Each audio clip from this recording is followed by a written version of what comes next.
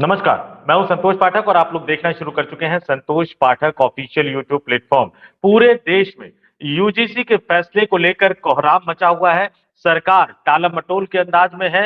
मंत्री जो है वो ठीकरा किसी और पर फोड़ रहे हैं और बीजेपी की टोल आर्मी हमें कुछ और संदेशा देने की कोशिश कर रही है। लेकिन इस बीच इसके कानूनी पहलू क्या है? सुप्रीम कोर्ट सुनवाई को तैयार हो गया है। इसके कानूनी पहलुओं को समझने के लिए हमने आज आमंत्रित किया है, अपने साथ हमने जोड़ा है सुप्रीम कोर्ट की एडवोकेट रीना एन सिंह जी को। रीना जी, आपका बहुत बहुत स्वागत है हमारे यूट्यूब प्लेटफॉर्म पर। नमस्कार जी, आभार। रीना जी, सबसे जो पहला सवाल ये होता है कि ये जो यूजीसी का जो गजट है, ये मेरे हाथ में है। आपने भी पढ़ा, लगातार आप इसकी आवाज उठा जी, रही हैं। इस गजट जी। में ऐसे कौन से दो तीन बिंदु है जिसको लेकर इस देश के अगड़ी जातियों ने मोर्चा खोल दिया है?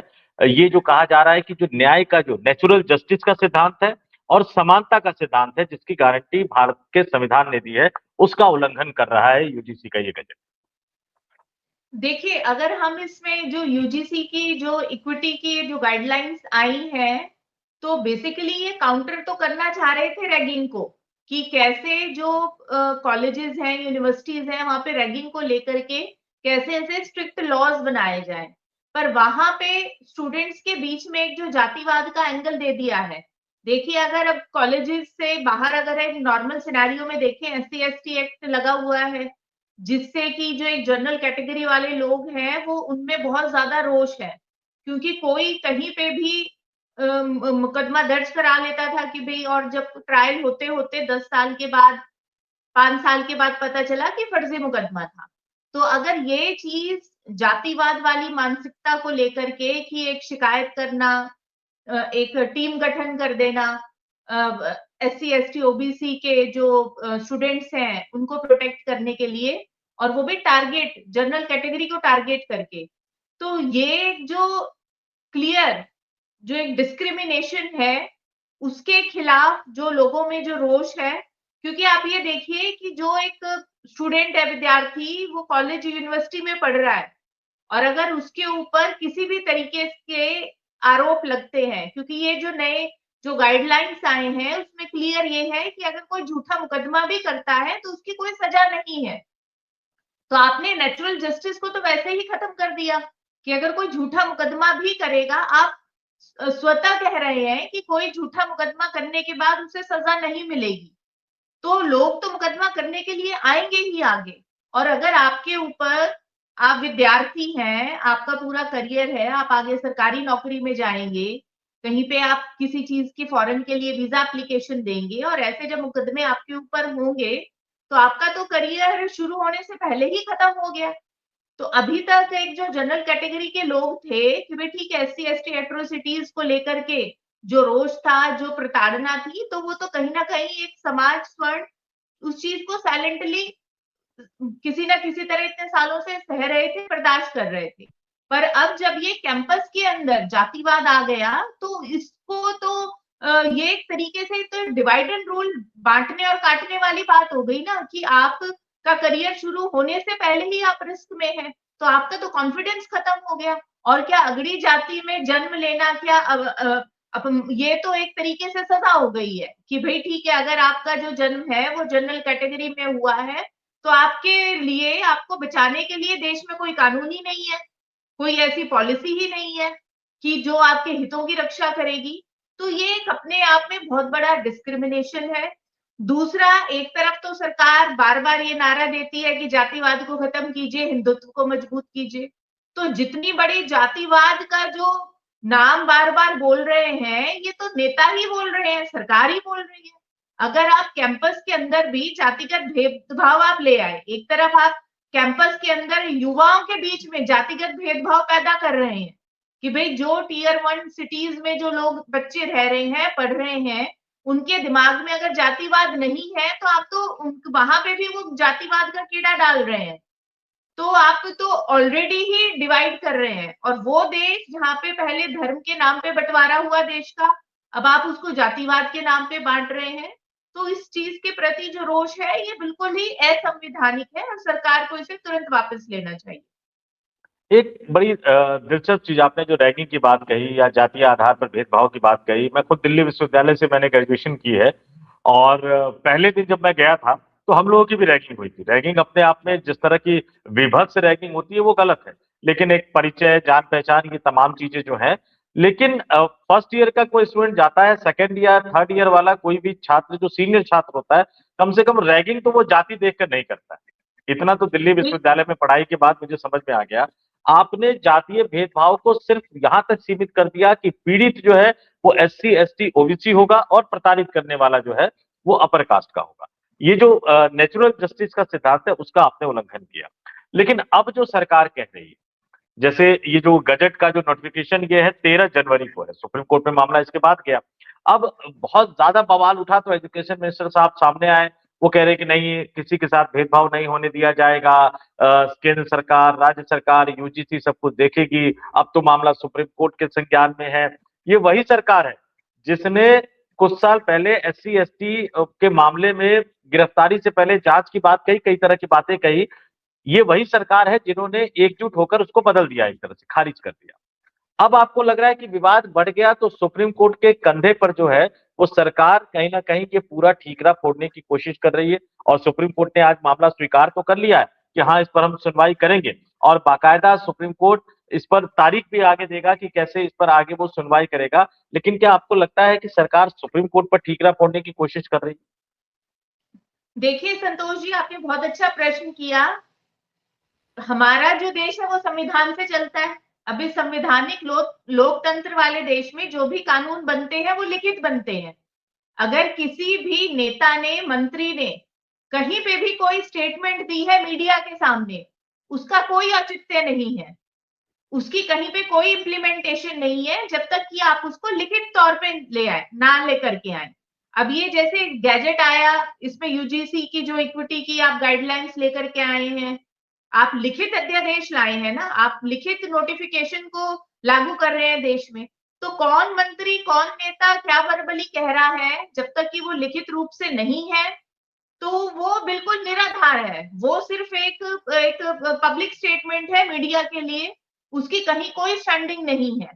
हालांकि अगर मंत्री जी इतने ही ज्यादा उनको फिक्र है तो वो अमेंडमेंट लाए, वो सीधा भरोसा दें। जो अब जब उन्होंने मीडिया में स्टेटमेंट दी, धर्मेंद्र प्रधान जी ने, तो उन्हें ये कहना चाहिए था कि हम संशोधन करेंगे, हम तुरंत इसमें संशोधन करेंगे, तो वो लोगों को वो चीजें समझ में आती। अब चूंकि मामला सुप्रीम कोर्ट में आया है, देखिए आप, सुप्रीम कोर्ट में तो इसलिए आना पड़ा क्योंकि अब गैजेट का नोटिफिकेशन आ गया है, लागू हो गया है, स्टेट यूनिवर्सिटीज के अंदर गाइडलाइंस आ गई है कि एससी, एसटी, ओबीसी की कमेटी बनेगी अगर उनको प्रताड़ित किया जाएगा, कोई भी जनरल कैटेगरी का नहीं होगा। पर आप ऐसी कोई गाइडलाइंस क्यों नहीं लेकर के आए कि अगर आप सामान्य वर्ग वाले को आप प्रताड़ित करेंगे तो वो कहाँ जाएगा? तो सुप्रीम कोर्ट तो एक संविधान के हिसाब से चलता है। और जो आज ये केस एडमिट हुआ है, ये सबके लिए बहुत एक सुखद खबर है और मुझे उम्मीद है कि जल्दी इस पे डे टू डे या जल्दी हियरिंग होकर के और इस अध्यादेश को बिल्कुल खत्म किया जाए। और देखिए, अगर सुप्रीम कोर्ट कोई भी इस पे आदेश पारित करता है, पर जो हमारी कैबिनेट है उसके पास ये बहुत सारे ऐसे अधिकार हैं, जैसे पूर्व में भी हुआ है कि जो सरकार उस चीज को बदल देती है। अगर अब हम प्राइवेट पर्सेस में जाएं या एससी एसटी के बाकी केसेस में, या बहुत सारे ऐसे केसेस हैं कि जहां पे सुप्रीम कोर्ट ने ये कहा कि भाई ये जो कानून है गलत है, पर सरकार ने कानून के अंदर ही बदलाव करके सुप्रीम कोर्ट के जो फैसले थे उनको ही बदल दिया। तो यहाँ पे जो गेम है वो पूरी तरीके से सरकार के पाले में है, क्योंकि सरकार है, वो चुनी हुई सरकार है, उसके पास ताकत है। सुप्रीम कोर्ट कोई भी फैसला दे एक कॉन्स्टिट्यूशनल संवैधानिक अधिकार को देखते हुए, पर जो एंड में जो कंट्रोल है वो गवर्नमेंट के पास ही है। नहीं, आप एक बड़ी बात कह रही है नीना जी। आप ये कह रही है, जैसे 2018 का शायद जिक्र कर रही हैं, कि उस समय जस्टिस ए के गोयल और यूयू ललित की पीठ ने फैसला दिया कि एससी एसटी एक्ट के तहत तत्काल गिरफ्तारी अनिवार्य नहीं है, प्राथमिकी यानी एफआईआर दर्ज करने से पहले प्रारंभिक जांच करना आवश्यक है। पूरी की पूरी सरकार हिल गई, देश भर में एक खास वर्ग के लोगों ने प्रोटेस्ट किया, और उसके बाद सरकार ने संसद में संशोधन अधिनियम पारित करके फिर से मूल प्रावधानों को यानी सुप्रीम कोर्ट के जजमेंट को पलटने का काम किया। तो पहली बात तो ये बिल्कुल। कि सुप्रीम कोर्ट स्टे लगाती है या नहीं लगाती है। अगर सुप्रीम कोर्ट इसको आगे जाकर खारिज कर भी देती है, तो आप ये कह रही है कि फिर हो सकता है कि सरकार संसद के जरिए, बहुमत के जरिए एक बार फिर से अपर कास्ट पर ये बिल जो है, जो नेचुरल जस्टिस के खिलाफ है, उसको थोप देगी। सरकार के पास तमाम ऐसी संशोधन करने के अधिकार हैं कि जिससे वो किसी भी न्यायालय के फैसले को पलट सकती है और अपने हिसाब से इम्प्लीमेंट कर सकती है। तो यहाँ अब आप देखिए कि 2023 में सुप्रीम कोर्ट का एक निर्णय आया जिसमें सुप्रीम कोर्ट ने सभी राज्य सरकारों को, केंद्र सरकार को और सभी राज्यों के डीआईजी को ये अधिकार दे दिए, पुलिस को ये अधिकार दे दिए कि सोशल मीडिया पे या कहीं पे भी अगर कोई भी आदमी हेट स्पीच, किसी के धर्म के खिलाफ, जाति के खिलाफ कोई अपमानजनक टिप्पणी करता है, तो आप बिना किसी कंप्लेंट के स्वतः संज्ञान लेते हुए एफआईआर दर्ज करिए, मुकदमा दर्ज करिए। आप ये देखिए कि अभी तक ऐसी कितनी एफआईआर दर्ज हुई है। क्या ये तो सुप्रीम कोर्ट का ये आदेश था? तो ये इस आदेश की कहाँ पे मानना हुई है? कितनी एफआईआर दर्ज होती है? आप किसी को भी देख लीजिए, लोग बेबाक होकर के अपने ही देश के बारे में बोल रहा है। तो ऐसा नहीं है, सरकार जब तक नहीं चाहती तो सरकार के जो पावर्स हैं वो अनलिमिटेड है। तो रीना जी, अब ये सवाल उठता है कि फिर अपर कास्ट क्या करे। देखिए, अपर कास्ट के इस देश की संवैधानिक प्रणाली पे, इस देश की सुप्रीम कोर्ट में, जुडिशरी में पूरा भरोसा है और डेमोक्रेटिक प्रोसेस के जरिए वो अपनी बात रखना चाहते हैं। आपको ये बताया जा रहा है कि 1000 साल पहले किसी ने कुछ किया, 1000 साल बाद, 1000 साल पहले चुनाव नहीं होते थे, 1000 साल पहले सुप्रीम कोर्ट नहीं था, 1000 साल पहले कोई ऐसा संविधान नहीं था जो कि समानता, बराबरी की गारंटी देता था। तो ये जो कॉन्स्टिट्यूशन है, सुप्रीम कोर्ट है, डेमोक्रेसी है, पार्लियामेंट है, इलेक्शन है, सब कुछ है। आजादी के 75 सालों बाद भी अगर आप उस 1000 साल पुरानी बात को कह के आप इस समाज के एक बड़े तबके को दबाने की कोशिश करेंगे, सिर्फ इसलिए कि चूंकि वो संख्या में कम आ गए, वो संख्या में कम है, तो उसके बाद अगर सुप्रीम कोर्ट से कोई राहत मिलेगी तो भी सरकार पलट देगी। तो फिर अपर कास्ट या अगड़ी जाति के लोगों के पास क्या रास्ता बचता है? आपके हिसाब से इस प्रॉब्लम का सॉल्यूशन क्या है? देखिए संतोष जी, यहाँ पे मैं आपको थोड़ा सा करेक्ट करना चाहूंगी कि अगर हम आंकड़ों की बात करें, लोकतंत्र है, यहाँ पे आंकड़े मायने रखते हैं, वोट्स हैं, आप और हम वोटर हैं इस देश के। आज के समय में हमारे देश की जनसंख्या 150 करोड़ है। जो आखिरी जातीय जनगणना हुई थी वो 1931 में हुई थी। 1931 के बाद अभी तक की कोई जातीय जनगणना नहीं हुई। अब उसके बाद हिंदुओं की अगर आप जनसंख्या देखें तो 1981 के बाद से हिंदुओं की जनसंख्या घट रही है, पर देश की जनसंख्या बढ़ रही है। अब रही बात जातियों की, general category, SC, ST, OBC, अब किसमें किसकी कितनी वोट है, कितनी क्या लोकतंत्र में परसेंटेज है, ये आंकड़ा भी अभी छुपा हुआ है। तो जब आपकी और हमारी गिनती, हम किस गिनती में हैं, वो डाटा स्पष्ट नहीं है, तो किस तरीके से कानून बन रहे हैं वो भी हमारे साथ भेदभाव है।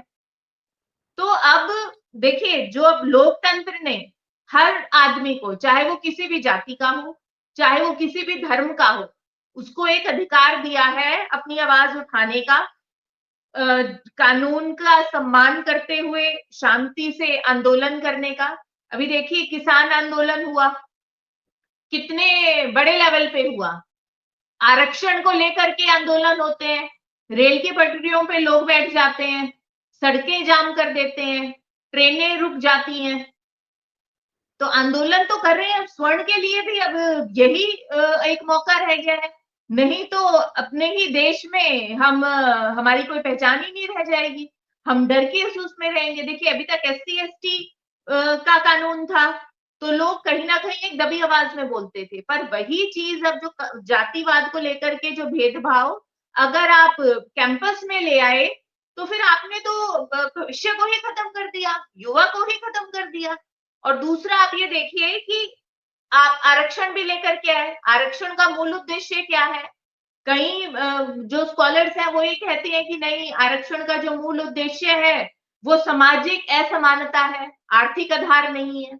अगर जब सामाजिक असमानता है तो आज आप हमारे राष्ट्रपति को देखिए, वो कौन सी जाति की है, माननीय प्रधानमंत्री जी को देखिए कौन सी जाति के हैं, हमारे लोकसभा के अध्यक्ष को देखिए कौन सी जाति के हैं। और दूसरा आप 150 करोड़ की जनसंख्या में से 85 करोड़ लोगों को आप फ्री में राशन दे रहे हो। तो वहां पे आप सामाजिक असमानता को देखते हुए इतना पैसा खर्च कर रहे हो या गरीबी को देखते हुए कर रहे हो? आरक्षण आप हर जगह बढ़ा रहे हो, कई कई राज्यों में 50% से ज्यादा है। अब मध्य प्रदेश में देखिए, तो कौन आवाज उठाएगा? हमारी बात कौन सुनेगा? तो आपके चैनल के माध्यम से मैं ये कहना चाहती हूँ कि हर स्वर्ण अपने लोकल एमपी एमएलए के पास जाए, वहां पे अपना रोष व्यक्त करे, डीएम को ज्ञापन दे कि ये जो भेदभाव है इसे खत्म कर दिया जाए। देखिए, एक तरफ तो बड़े नेता कहते हैं कि बटेंगे तो कटेंगे, आप बांट रहे हैं। फिर आप कहते हैं कि आम आदमी कहते हैं कि आप जाति की बात करते हैं। जाति की बात आप कौन नहीं कर सकता? सिर्फ स्वर्ण नहीं कर सकते। बाकी लोग जाति की बात करेंगे तो वो शोषित वंचित पिछड़े वर्ग के हैं, तो जातिगत बात करने का उनका अधिकार है। पर अगर कोई स्वर्ण है तो उसे जाति का अगर वो बात करेगा तो उसके ऊपर जातिगत करने का भेदभाव लग जाएगा कि भाई आप तो जातिगत भेदभाव कर रहे हैं। तो क्यों नहीं सरकार ऐसा करती कि जाति को आप खत्म ही कर दीजिए, आप सब एक ही कैटेगरी में रखिए, बस आर्थिक आधार पे आरक्षण दीजिए। नहीं, आपने एक बड़ी बात कह दी रीना जी। आप अब इस समस्या की जड़ तक पहुंच गई। आपने जी। कहा कि आप 80-85 करोड़ लोगों को मुफ्त का 5 किलो अनाज दे रहे हो। कई सारी योजनाएं आपके सामने है, उसमें तो आपने आर्थिक असमानता देखी। लेकिन अब ये समय आ गया है आरक्षण पर भी बहस करने का। इस कानून के बहाने अब हमें इसके मूल पे भी जाना चाहिए। आप आरक्षण कब तक? 10 साल, 20 साल, 30 साल, 40 साल, 50 साल, 100 साल? क्या वो वक्त आ गया है जब अपर कास्ट के लोगों को सामने आकर सरकार से कहना चाहिए कि भैया फुल एंड फाइनल हमें बता दो कि आप ये आरक्षण की व्यवस्था कितने वर्ष के लिए रखना चाहते हो? क्या आप इसको अगले 1000 साल तक रखना चाहते हो, या आप अगले 10 साल, 15 साल और खासतौर से 2047 का लक्ष्य प्रधानमंत्री रख रहे हैं? तो क्या अब सरकार से ये मांग होनी चाहिए कि आप रख दीजिए कि 2047 तक भारत विकसित भारत बन जाएगा और उसके बाद इस आरक्षण की व्यवस्था को पूरी तरह से खत्म कर दिया जाएगा। ये आरक्षण का झुंझुना अब वोट बैंक की पॉलिटिक्स बन गया है, ये सब लोग जानते हैं। तो जहां प्राकृतिक न्याय का सिद्धांत है, समानता का सिद्धांत है, बराबरी का सिद्धांत है, जीवन जीने की स्वतंत्रता का सिद्धांत है, वहां इस तरह के कानून भेदभावपूर्ण है। क्या अब इसको, इस मुद्दे को जोर शोर से उठाने का समय आ गया है कि आरक्षण कब तक और किन के लिए? देखिए, बिल्कुल कि जो आरक्षण को लेकर के हमने एक सुप्रीम कोर्ट में याचिका डाली हुई है। पिछले वर्ष अगस्त में वो एडमिट हुई, जिसमें हमने कहा कि भाई एक जो सर्टेन कैटेगरी के अंदर जो आरक्षण है वो आप आर्थिक आधार पे दीजिए, कि जो लोएस्ट इनकम जिसकी है वहां से आप स्टार्ट कीजिए। और क्योंकि आप ये देखिए कि जो आईएएस हैं, जिनके परिवार में आईएएस हैं, जो सरकारी नौकरी में है, कॉलेजेस के वीसी हैं, प्रोफेसर हैं, उनके बच्चों को आरक्षण की क्या जरूरत है? और सामाजिक असमानता तो अब नहीं रह गई है, आप देश में शीर्ष पदों पे बैठे हैं। और अब आप दूसरे एंगल से देखिए कि अब जो स्वर्ण समाज के गरीब परिवार हैं, वो कहाँ पे कहाँ से उनको एक बूस्ट मिलेगा? कौन उनका प्रोत्साहन करेगा? अब उसमें जब हम ये कहते हैं कि गरीब स्वर्ण, तो लोग हमें ये कहते हैं कि आपके पास तो ईडब्ल्यूएस की कैटेगरी है। अब ईडब्ल्यूएस की कैटेगरी के अंदर सभी राज्यों में समानता नहीं है। राजस्थान की अलग गाइडलाइन है तो उत्तर प्रदेश की अलग गाइडलाइन है। क्यों? राजस्थान का स्वर्ण गरीब अलग है, उत्तर प्रदेश का स्वर्ण गरीब अलग है। तो ये ऐसा भेदभाव क्यों? तो इन प्रश्नों के उत्तर कौन देगा? और ईडब्ल्यूएस के अंदर भी आपने इतना ज्यादा दे दिया है कि वहां पे एलिजिबिलिटी ही नहीं बन पाती है कि आपकी इतनी इनकम होनी चाहिए, आपकी इतनी जमीन नहीं होनी चाहिए, आपके पास ऐसे संसाधन नहीं होने चाहिए। तो जब तक ये सारी जातिगत वाली चीजें खत्म नहीं होंगी, तो कुछ भी जो है कि वो जो देश की आप विकसित भारत का सपना छोड़ दीजिए, वो सिर्फ जुमलों में रह गया है, क्योंकि हम मुद्दे की बात नहीं कर रहे। देखिए, सरकार ये क्यों नहीं कह रही कि हम 85 करोड़ को फ्री में राशन देंगे, हम ये बंद कर देते हैं, हम फ्री में शिक्षा देना स्टार्ट कर देते हैं। हम प्राइवेट स्कूल स्टैंडर्ड की, प्राइवेट कॉलेजेस के स्टैंडर्ड की हम फ्री में शिक्षा देते हैं। अब ये बात क्यों नहीं करते आप तो एक रील कल्चर प्रमोट कर रहे हैं। भई आप अपने चुनावी उसमें बिहार में भी चुनाव हुआ, बड़े नेता वहां पे जाकर के बोल रहे हैं कि भई हमने फ्री डाटा कर दिया, आप रील बनाइए और आप पैसे कमाइए। जब नेता ऐसे बोलेंगे तो आप स्कूल कॉलेज बंद कर दीजिए, और आप शायद धीरे-धीरे उसी कगार पे ला रहे हैं। जब आपने यूजीसी की इक्विटी गाइडलाइंस के उसमें आप कैंपस के अंदर जातिवाद ले आए तो वो बच्चा पढ़ेगा, कॉन्फिडेंट रहेगा, या वो इस डर में रहेगा कि पता नहीं मेरे ऊपर कौन झूठा मुकदमा कर दे, चाहे वो महिला ही हो, कोई लड़की हो या कोई भी हो। अभी देखिए सोशल मीडिया पे 2 दिन पहले एक चल रहा था कि एक पार्टी की एक स्पोक्स पर्सन थी या कोई पद पे थी एक महिला, वो खुला सामने बोल रही है कि in general category upper caste वाले लोगों को फंसाओ। तो आपकी मानसिकता तो दिख रही है। और अगर कोई ऐसा स्वर्ण कह देगा कि भाई आप स्वर्ण सो को फंसाइए, आपके खिलाफ तो तुरंत मुकदमा दर्ज हो जाएगा, पुलिस आपको उठा करके ले जाएगी, आपकी जमानत भी नहीं होगी सुप्रीम कोर्ट तक। रीना जी, आपने बिल्कुल सही कहा कि ये जो जातियों के आधार पे बांटकर इन फिजूल के मुद्दों में हमें उलझाया जा रहा है, ताकि हम सरकार से ये ना पूछे कि स्कूल कहाँ है, अस्पताल कहाँ है। और इसलिए अब प्राइवेट स्कूलों की लूट, प्राइवेट अस्पतालों की लूट, मैं तो पिछले 1 साल से इस मुद्दे को लगातार और बार बार उठा रहा हूं। लेकिन एक आखिरी सवाल अब आपसे पूछना चाहूंगा। ये डेटा बताते हैं, ये सरकारी आंकड़े बताते हैं कि SC ST वर्ग पर जो अत्याचार के ज्यादातर मामले आते हैं, उसमें ज्यादातर जो लोग होते हैं वो कहा जाता है कि अत्याचार, ये मीडिया भी खबरें छुपा लेता है, मेन स्ट्रीम मीडिया, कि अत्याचार हुआ। लेकिन वो बताता नहीं है कि ये ज्यादातर मामले जो हैं वो OBC के खिलाफ होते हैं। यानी SC ST पे जो भी अत्याचार होते हैं उसमें ज्यादातर मामलों में जो आरोपी होता है वो आपका OBC होता है। अब OBC को भी पीड़ितों में डाल दिया गया है। और इस देश के कई राज्यों का गणित हम लोग अच्छी तरह से समझते हैं। अब बिहार में यादव हो, या उत्तर प्रदेश में यादव हो, या देश के अन्य राज्यों में यादव हो, वो किसी भी तरह से पीड़ित नहीं है, क्योंकि वो बिल्कुल अपर कास्ट से ज्यादा, कहीं ज्यादा ताकतवर और बाहुबली हो गया है। ऐसे माहौल में इस कानून का जो नींव है, जो बेसिक स्ट्रक्चर है, वही कहीं ना कहीं गलत है, क्योंकि सरकार के डेटा कुछ और कहते हैं और कानून आप कुछ और लेकर आए हैं। यानी आपका सीधा सीधा मकसद इस देश में जातीय उन्माद पैदा करना है, एक तरह से। क्या देखिए आपने बहुत अच्छा प्रश्न किया। देखिए जहां पे जब सरकार जातियों के बेसिस पे, जैसे कास्ट डिस्क्रिमिनेशन, यूजीसी में क्लियर कास्ट डिस्क्रिमिनेशन है, अगर आप जातिगत को देखते हुए कानून बना रहे हैं तो सरकार पहले डाटा पेश करे ना। डाटा कहाँ है कि एससी में कितने परसेंटेज है, एसटी में, ओबीसी में, जनरल में कितने परसेंटेज है। आप पहले आंकड़े तो लाइए। आंकड़े लाने के बाद ही तो आप कानून बनाएंगे। या फिर आपने एक हथियार बना लिया है स्वर्णों का शोषण करने का कि भाई इन्हें कैसे दबाया जाए। जैसे अभी 2 दिन पहले एक वक्ता बोल रही थी पार्टी की, इनको फंसाओ। कि तो सरकार, अगर देखिए कोई भी मंत्री सीधा बैठ करके पॉलिसी नहीं बनाता, एक उसको निर्देश दिया जाता है, फिर उसके ऊपर पॉलिसी पे होमवर्क होता है, डाटा कलेक्ट होता है। अगर लोकतंत्र के अंदर सीधा सीधी कि भाई ठीक है आप लाइए, ये हमने आदेश पारित कर दिया, अब ये नोटिफिकेशन हो गया, आप इसको प्रकाशित कर दीजिए। कोई भी अगर कानून बनेगा तो मंत्रालय ने उस पर अपना होमवर्क तो किया होगा, आपने डाटा तो कलेक्ट किया होगा, आपने कहीं सर्वे तो किया होगा। वो डाटा कहाँ है, सर्वे कहाँ है। और जब 1931 के बाद जातिगत जनगणना हुई ही नहीं, तो आप किस बेसिस पे ये ऐसे कानून बना रहे हैं। मेजोरिटी में कौन है, माइनॉरिटी में कौन है, ये तो डाटा बताएगा ना, गिनती कहाँ से होगी। तो ये सब चीजें हैं जहां पे अभी सरकार को होमवर्क करने की जरूरत है, और देश का माहौल खराब ना हो, ये तुरंत जो इक्विटी गाइडलाइंस है ये सरकार को तुरंत वापस ले लेनी चाहिए। बिल्कुल। तो रीना जी, आपका हमारे साथ जुड़ने के लिए बहुत बहुत धन्यवाद। और आगे भी इस तरह के गंभीर मुद्दों पर मैं आपसे रिक्वेस्ट करूंगा कि आप हमारे साथ जुड़ती रहिए। बहुत बहुत धन्यवाद फिलहाल जुड़ने के लिए। आभार। Thank you.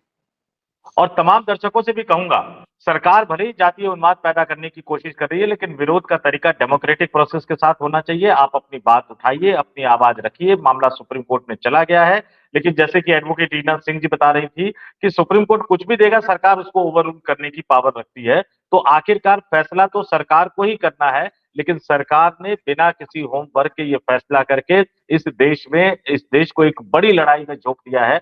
हम दुआ ही करेंगे, प्रार्थना ही करेंगे कि सरकार को सद्बुद्धि आ जाए। हालांकि आएगी, इसकी उम्मीद बहुत कम है। तो रीना जी, एक बार फिर से आपका बहुत बहुत धन्यवाद। और तमाम दर्शकों से मैं कहूंगा कि आप हमें कमेंट करके जरूर बताइएगा कि इस पूरी चर्चा को लेकर आपका क्या मानना है, और रीना सिंह जी ने जो कहा, जो कानूनी पहलुओं को आपके सामने रखा, उनको लेकर आपका क्या मानना है।